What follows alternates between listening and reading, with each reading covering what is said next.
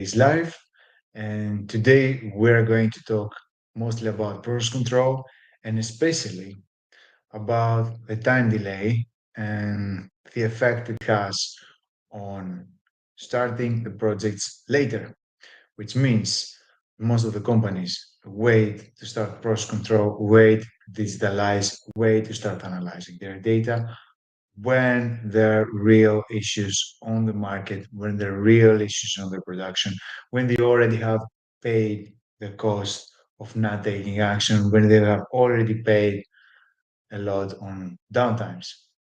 So, what I'm going to tell you now is I'm going to explain that the best time to do process control is not when you need it, but when you don't really need it and your machines are on the optimal state. So let's go to my screen. And as always, this is Andreas Letros. And welcome to my life. If you are doing process control just to fix a problem, it is already too late. So most process control projects start when there is always already burning issue, which probably is a quality problem. It's lack of control, too many scraps, machine degradation, and because actually, when you have a burning issue, that makes so much sense. When you have a burning issue, it's so much easier to convince a project leader, a plant manager, factory owner, a director to found a project of process control, to found the project of analyzing the data. When you don't really have a problem, when everything is smooth, it's difficult to get the money. It makes sense. But on the other side, if you wait for the process control to become urgent, it will take much more time and effort to solve the real issues that happen on the shop floor to make it work. And you also have to understand that process control is not going to have impact on day one. It's going to take time to get benefit from process control. You have to integrate in the culture, you have to change the way you operate in order to get the benefits out of it. And this is what I'm going to show you in today's life. And I would like to do something I usually don't do. I will start by explaining a story. So you have a merchant that owned a ship which had a very small leak, and this leak cost the month's profit to repair. What he said, what many people would say, I will fix it next quarter. I can't afford to stop now. Then, after a month, the leak grew. Now the leak costs 6 months of profit to repair and much more money than before. And what did he say? I'll fix it next year. I will think of something else. Cannot stop now. By the end of the quarter, by the end of the year, he could barely stay afloat. Now the repair costs all his savings. And why he say, I just can't afford to stop now. Well, the ship sank. And what we learn by that is that the best time to fix a problem and when it's bad, and second best time is actually now. And this goes hand in hand, is exactly the same what happens to process control.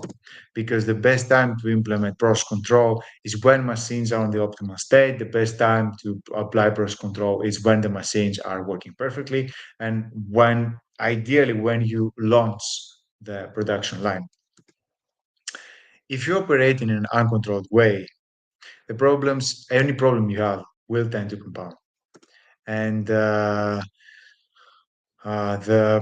the way to prevent issues, if the process control is to prevent issues, so you do not wait for a breakdown to do the interventions. And here is an example actually, so that you can understand a little better what I'm talking about now. This is real data that I took from a factory that asks me to do a simulation. I'm not going to go into details. I'm not going to show you who is or the specific values you see, but you can see a pattern here. You can see a graph. You can see that they interfered when they went outside the tolerances, happened, which happened a machine breakdown at that point. And since they didn't really have the access of a drawing like that, they didn't have access to something similar. They couldn't interfere when they had the first alarm from the machine. They couldn't interfere when they had the second. Then the trend started going up. They didn't interfere when they had the the third alarm. They interfered when the machine stopped, and that costed them so much. Imagine if they would interfere in the first time that the trend started going up. If they had an alarm, told them, you have to interfere to the machine, they would call the maintenance, please interfere when you have time. It's not urgent right now. Clean the valve, change the valve, check the tubes, check the machine parameters, then have this problem solved. That would mean no quality issues. That would mean no machine degradation. That would mean no urgent maintenance interferences. It would mean also not stopping the machine. They, the fact that they didn't really have the data available costed them a lot, and they interfered when it was urgent. And since they don't really have the program, they're going to keep doing it forever because it's not really urgent. There is another example. This is an example of temperatures. And what happens here is that temperatures started raising in a trend.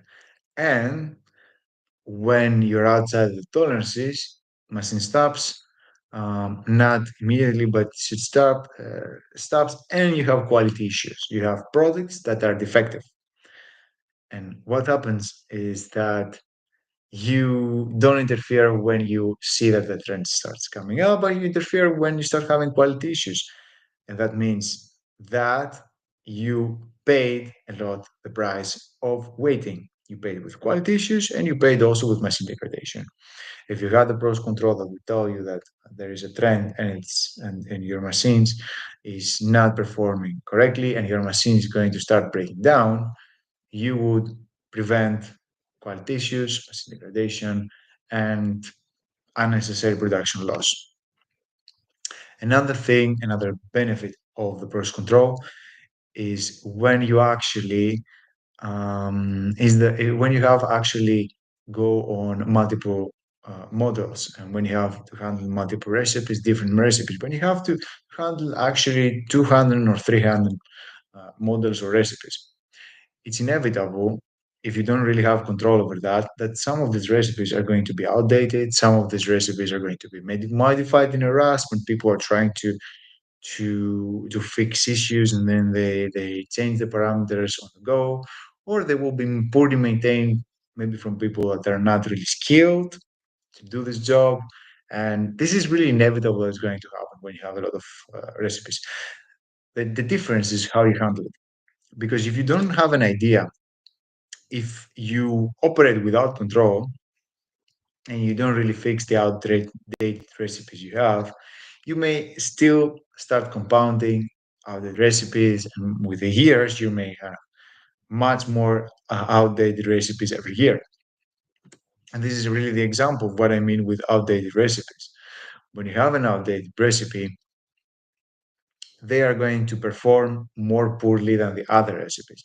And let's say that you have 15 recipes, and two of them are going to have more scraps, more quality issues, and um, more problems than the others. If you don't really identify it quickly and fix it, you may end up having three, four, five, six, and you may end up after 2, 3 years having half of your recipes being defective. What we want to do is what the work I do with my clients is that when there is an outdated recipe, they identify it quickly, they identify it when the moment comes and they fix it. And they don't really have to compound. This way, you prevent a lot of quality issues and you prevent a lot of um, uncontrolled way of working. The third thing is about the compound effect on machine errors. When a machine is performing poorly, the more time you wait before you interfere, and the more you to interfere and to call the maintenance, the more investment it takes to fix it. And I will give you a real example now. And if you cannot really identify the damage quickly, which you can only do data with data, it tends to compound, and in the end, a problem that could be solved without extra costs would need intervention from the supplier, would need 30 or 40 or 50,000 euro to be solved. And this is the example you're going to see now. These are data I took from actually from a company that wanted to simulation. And you may see that in the beginning, the problem was could be solved. Maybe that they have, and like, let's say that they have injections, they have um, injections yet, and maybe there is outside of the tolerance. In the beginning, you may just need to clean the valves. Okay, it will be such easy to just clean the valves. Then you wait a little bit, and in the next intervention, you may need not only to change the valves, but to clean the valves, but you may need to change them. And if you wait a little bit more, you may not need just to change the valves, but you need to interfere to the tubes.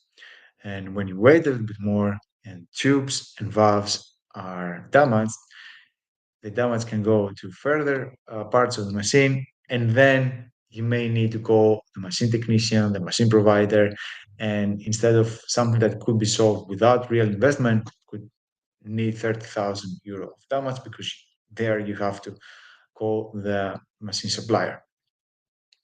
And this is something this is something that my clients solve with process control. This is something that is totally preventable. Unfortunately, most of the companies are waiting for urgency, are waiting for damages, are waiting for disaster to happen to start investing, and this is a little bit too late. So if you're considering to start, um, if you're considering to start a process control project, think that the best time to start is when you have a problem, and the second best time is now, actually. And this is the end of my presentation. As I told you, today, I'm going to tell you about. Um, I told you about the impact that it has to wait to have a problem until you start the process control. The more you wait, the more it's difficult to solve the issues that are happening. And actually, what happens, especially with machines, is that machines are not breaking down out of nowhere. They are not breaking down the time they break down. They start breaking down months before.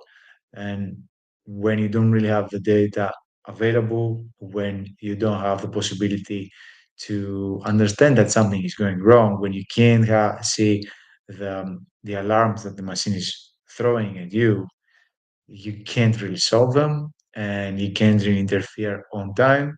And what's going to happen is that you are going to see you're going to interfere when they have a breakdown. By having data, by having the process control, by having some control over your production, you can prevent all these kind of things. You can prevent quality issues. You can prevent having breakdowns, and you can prevent losing production from just uh, wrong machine setups, and and machine not being able to produce anymore. So don't waste time.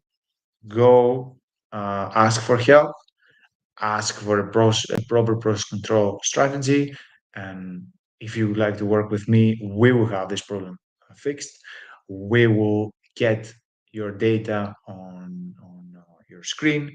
You will be able to identify the health of your machinery. We will be able to connect your machine parameters with your quality controls, and we are going to be able, with very little investment, with very little money, to protect your machines, protect your quality, and be able to keep the, the quality of your products at the optimal level. So this was Andreas. Let us thank you so much and see you in the next.